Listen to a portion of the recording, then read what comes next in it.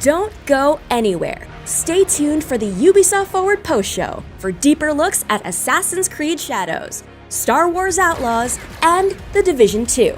Presented by Intel, the main PC partner for Assassin's Creed Shadows. Hello, my name is Thierry Dansereau, Art Director on Assassin's Creed Shadows. And I'm Charles Benoit, Game Director on Assassin's Creed Shadows. We are here today to share details on our first gameplay walkthrough for Assassin's Creed Shadows. Torii Gates are really iconic in Japanese culture and also very striking visually. So when the players see them, they will know there is something interesting to discover following that path.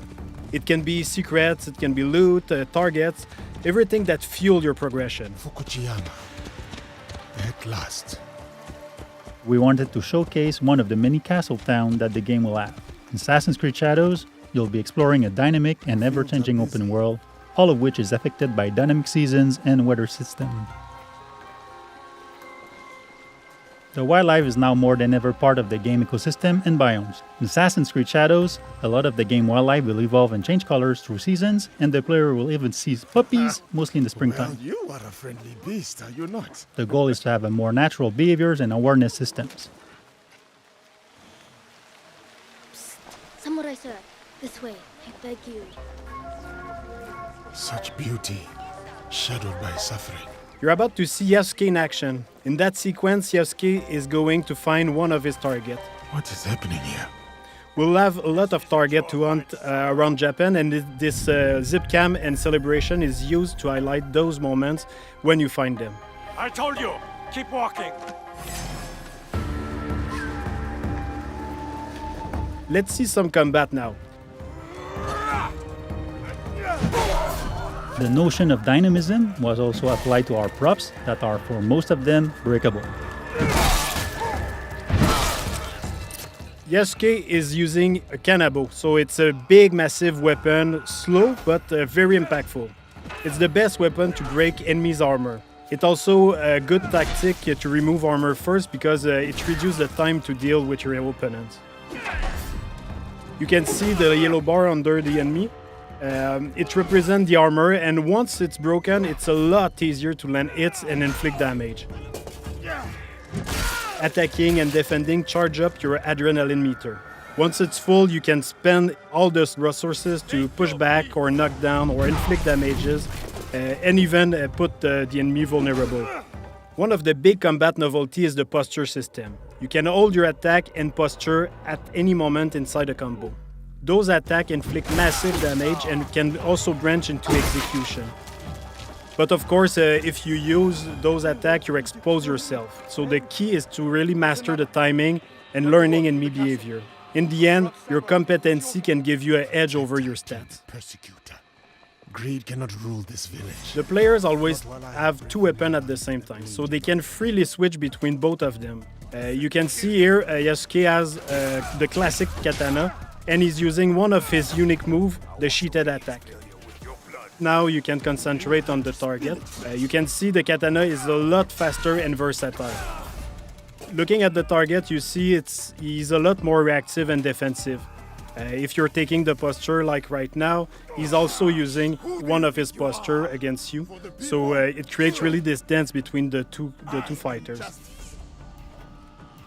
The enemy reactivity really pushed the player to use all his tools, so the parry, you need to react, you need to read the enemy to find the best opening and land the posture attacks when it's best.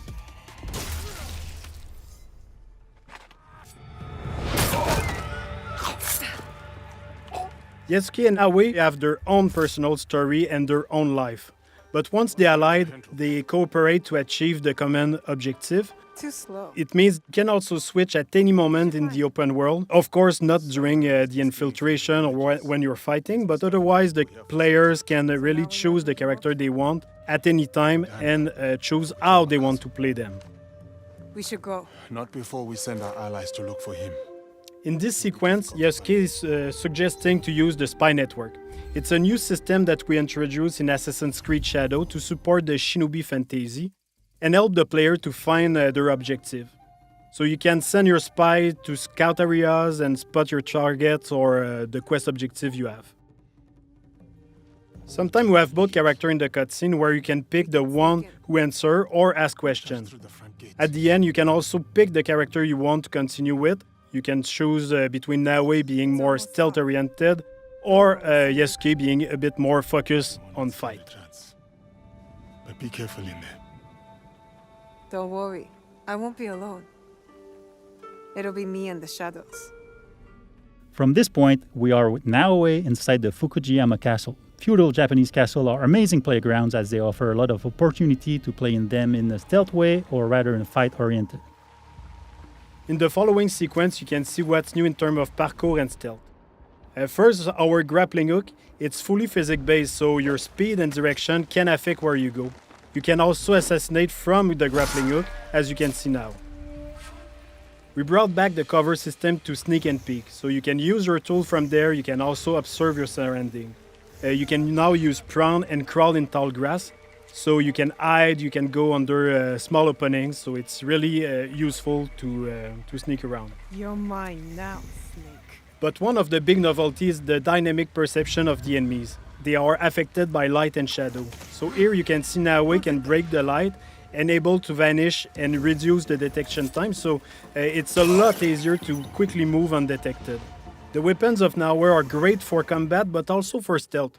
Each weapon has a specific type of assassination. Like here with the Kusarigama, you can also assassinate your enemy but at range.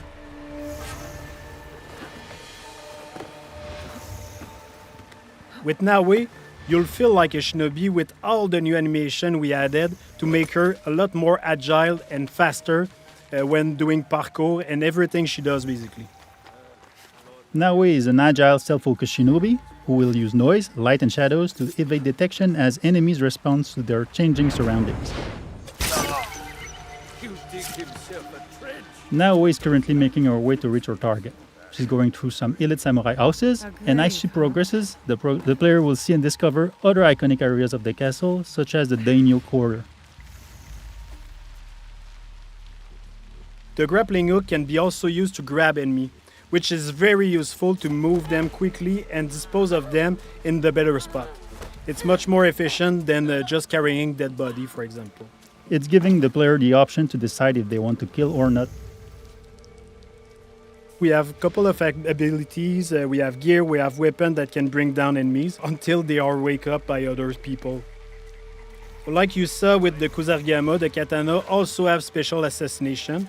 You can stab people through shoji door and stay mostly silent.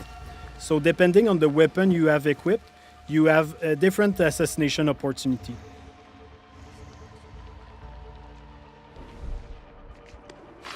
He's coming. I need to hide. In interior, there are places to hide, but one of the cool ones is the beam that you can use to grapple on the ceiling. It's really useful to not being spotted, of course, but also wait for an opportunity to assassinate.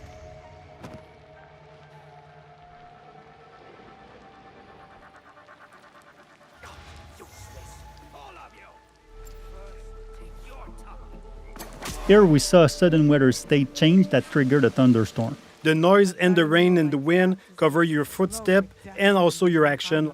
The demo is in spring, but in winter the old pan will be frozen, so you can't use the same tactic. You will have to use prone in deep snow or use the kunai to deal with the target at distance. Another cool shinobi trick you can see is Naoe using the breathing stick. With that you can stay hidden underwater and wait for the perfect opportunity to assassinate or just sneak around. If you're detected, you can choose to escape to return to your stealth loop or go straight in combat. Naoe is choosing combat with the Kusarigama, a versatile weapon that can use the cycle in one hand and the weighted chain in the other, allowing some range and melee fight depending on your attacks. In this case, the player decided to escape after many guards joined the fight. Even if Naoe can be very deadly, she doesn't have a strong armor like Yasuke, so it's a lot more risky when you fight multiple enemies at the same time. Anyway, in this case, she already achieved her objective. She killed the daimyo, so all is fine. We just saw the infiltration at night with Naoe. You can also imagine the other option of taking Yasuke and breaking through the front door. Day, night, weather, even season can affect the challenges on your path. Thanks for watching. We hope that you've enjoyed this presentation.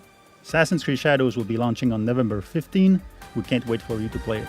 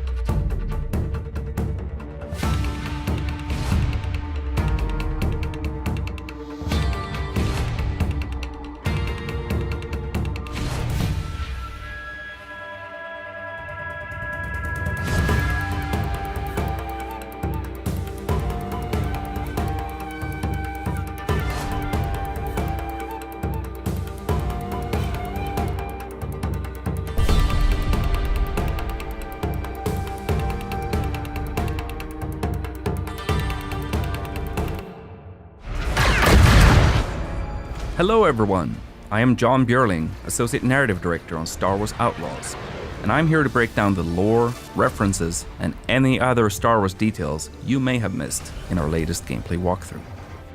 Hey, new record! Kay is a fan of arcade games and has been playing this Raven 6 space shooter for years. You can find it and other games scattered throughout the galaxy. Kay grew up around cantinas and learned from an early age that they're both places to lie low and to find new opportunities. As Kay travels throughout the galaxy, it's always a good idea to head to the local cantina when looking for intel or work. Kowakian Monka lizards can be found everywhere in the Outer Rim, and they're used as pets, thieves, and even food. But few are as privileged as Salacious B. Crumb in Jabba's palace.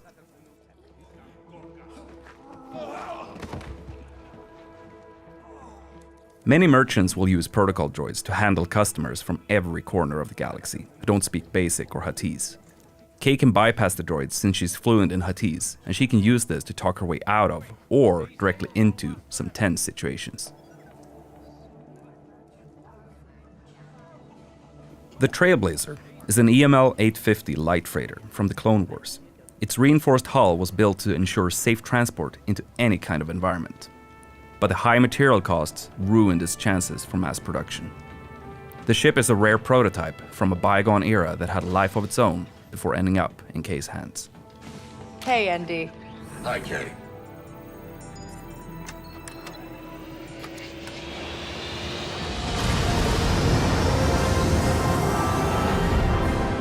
Akiva space. Akiva is an Outer Rim planet that the Empire controls via the local government. Normally, the Empire doesn't have a presence there, but like with many other remote worlds, they carry out occasional audits with support from the Imperial military. This is Kay Vess on board the Trailblazer. I'm coming to help. Akiva is orbited by an asteroid field made up of the remains of a comet called Kinro. Legend has it that several Jedi banded together and used the Force to tear it apart, but most people think that's just a myth. Traveling in the Outer Rim is dangerous, and spacers, smugglers, and syndicate freighters are all at risk of being attacked by pirates. Most pirates are part of local gangs that operate in a specific sector, and they usually only care if a mark looks valuable or not. Pirate ships, like the Scourge and Junkross, are cheap and expendable.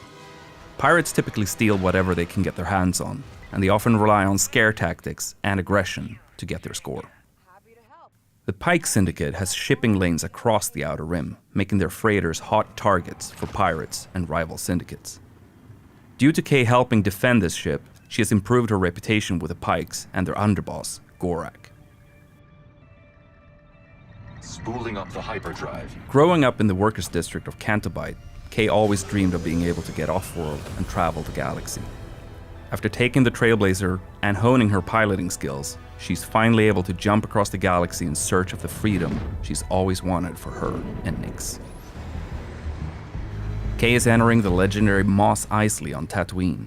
But this planet is large with more than one settlement for you to discover.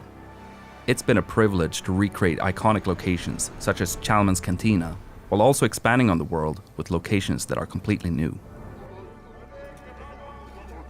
Room for one more? Here we see Kay about to engage in a game of Kessel Sabak, which is her favorite card game in the galaxy. To win, Kay will need to keep an eye out for cheaters, or maybe even cheat herself. Tatooine is the home of Jabba the Hutt, and after the Hutt cartel faced the surprising loss of their council, Jabba is at the height of his power in the criminal underworld. Following the destruction of the Death Star, the Empire has increased their presence on Tatooine, but everybody knows it's Jabba's domain. The other syndicates stick to the shadows. K-Speeder is an S57 Cardinal, a multi-terrain speeder bike that's perfect for explorers. This speeder is both reliable and moddable, and Kay can call it from afar using a control module to give her and Nix a chance to rest their feet. Imperial shuttles are a dead giveaway that there's some Imperial activity nearby. Sometimes that might add further risk, but in other cases, it can be a great opportunity for a scoundrel. Some Jawas on Tatooine travel around in sandcrawlers, offering trade deals for whoever happens to be nearby. The sandcrawlers were originally built for mining operations, but were co-opted by the Jawas as a way to hold and transport salvage. These flyhorn lizards can be found all around Tatooine's deserts. The lizards use their tails and horns to catch condensation and smaller insects while keeping cool by hiding in the sand. Some moisture farmers use the lizards as an indication of their yield.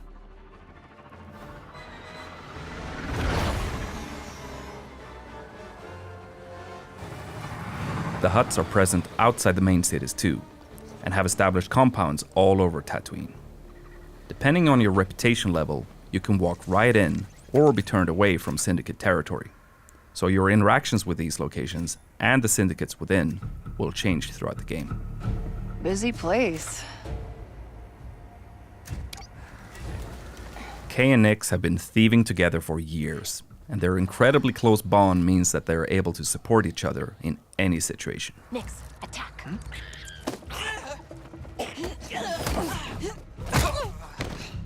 Good job, buddy.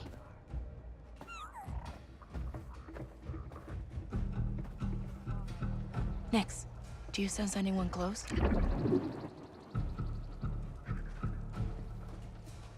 Sutta.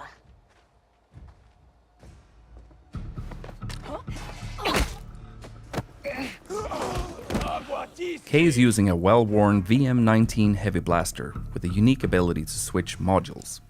Here, we see Kay use the stun mode to take out this guard instantly and quietly. Easy.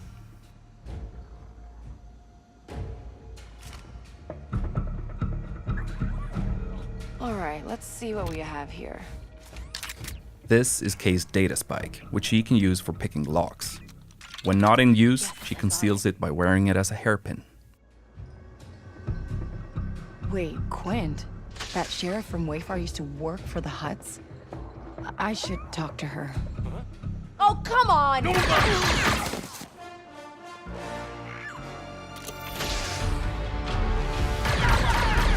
These enforcer droids are widely used by syndicates as cheap and expendable firepower. They are very dangerous, but Kay can use her blaster's ion module to disrupt them, as we see here.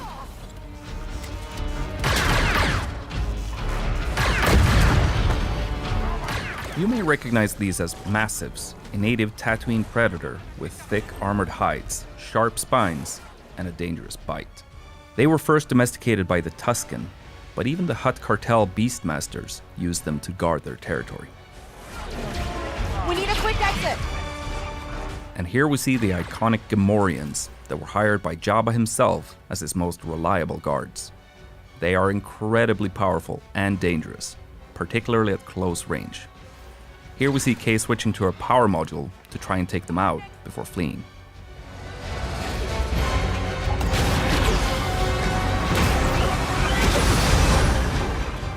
Tatooine will feature its iconic twin suns, and you'll be able to witness some beautiful sunrises and sunsets on your journey across the desert planet. There we are.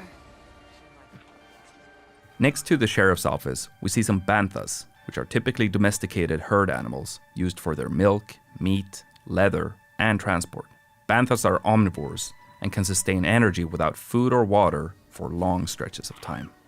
We see Kay arriving at Wayfar Station, where moisture farmers come to sell water, socialize, and buy equipment. Tatooine is known to be filled with outlaws preying on these farmers, which is why we see a stacked bounty board on the wall to the sheriff's office. Eagle-eyed viewers may even spot Kay's picture on the board. You again. Sheriff Quint is a Weequay and former pirate who had a lot of success due to her gunslinger skills. She eventually turned away from her old lifestyle and towards the law, using her skills to help the people of Wayfar. Quint is one of the experts in our game, so Kay can agree to help her out, and in exchange, Quint will help Kay develop her skills with the blaster. You want to die first? Fine by me. This is another look at Tushara, the new Savannah moon created in collaboration between Massive Entertainment and Lucasfilm Games. The strong winds on the moon wear down the naturally occurring amberine. This can create ramps for Kay and Nyx to take advantage of on the speeder. Here we get another glimpse of the lush, dense jungle planet of Akiva, which has been fully realized visually for the first time. Akiva has a very interesting history, and that's something we were excited to explore with Kay and Nyx. Kay grew up brawling in cantinas and sneaking around as a thief, so she can hold her own in combat. We even see her take down a death trooper with an electroshock prod. And here we see a range of alien species being brought together by Sabak. This includes a Galushan, a Zabrak, and Trandoshan. You'll encounter a range of different species scattered across the Outer Rim.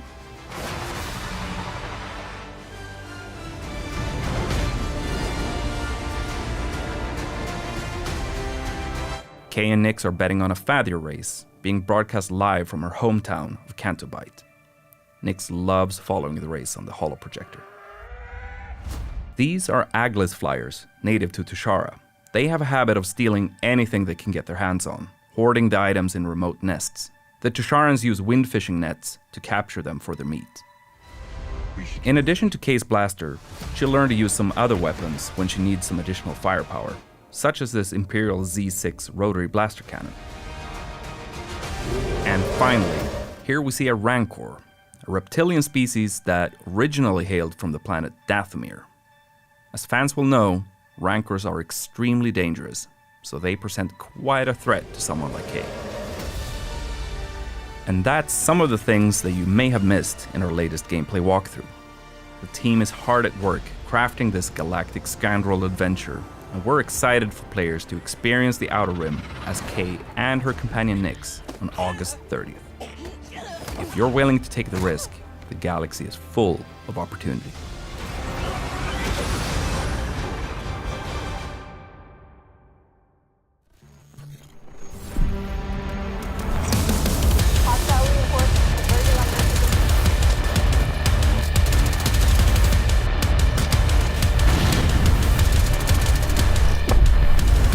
As we're wrapping up year 5, we want to thank you for your continuous support. During this year, we brought you Project Resolve, a revamp of Project Rewards, a significant boost to global events for playability, various PvP improvements, a major gear balancing pass, as well as almost 2,000 bug fixes. These major changes laid the foundation for exciting updates coming with Year 6 and even more thrilling developments ahead. We are just getting started. Year 6 is a year of transformation as we prepare the game for even more content. In Year 6, the Division 2 will feature 3 seasons. Each of them will bring fundamental changes to the endgame and our seasonal model, enhancing the game's accessibility and engagement to new heights. The first season, titled First Rogue, is set to begin on June 11th. Keener is alive. Come find me. Keener is alive and has come to Washington, D.C. to meet with us. However, as is always the case with Keener, the road to finding him is paved with dangers, and his true intentions remain unclear. What do you believe, Agent? First important change that we're bringing in Year 6 is one endgame for all agents. All owners of Tom Clancy's The Division 2 can now level up their characters to level 40 without needing to own Warlords of New York and enjoy the seasonal experience. That means that all Division 2 players can continue leveling up in Washington, D.C., and once they reach level 40, they will gain access to all past and future endgame content, including exclusive weapons and gear, seasonal manhunt and events, endgame modes like the Summit, Countdown, and Paradise Lost Incursion.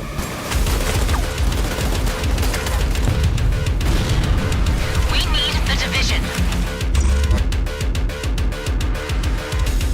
To expedite players' access to the endgame, we're introducing a new progression system to offer you more ways to advance and customize your gameplay experience. Seasons 2.0. With Seasons 2.0, we'll bring a fresh twist to the experience, seasonal characters. By creating a season-specific character, you'll be able to experiment with new builds, modifiers and mechanics affecting both agents and enemies, getting a unique experience every season. We streamlined the progression to ensure a rewarding journey both for new players and veterans, without requiring extensive playtime to reach level 40. Expect weekly updates filled with fresh activities, improved progression, and rebalanced XP gain, all within an immersive narrative that unfolds through Year 6.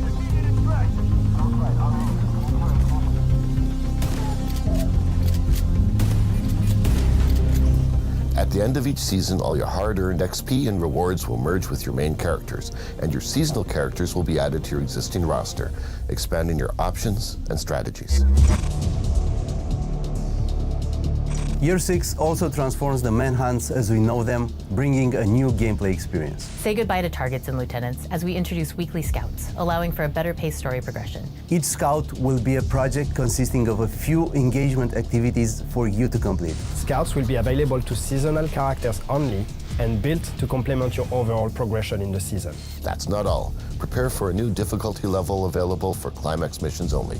Master. Master difficulty will offer an epic conclusion to each season, providing challenging and thrilling gameplay experiences designed for 4 players. Later in the year, we're excited to bring you an improved player customization experience. Look forward to improvements and new functionalities that will let you celebrate your characters and achievements in more dynamic and personalized ways.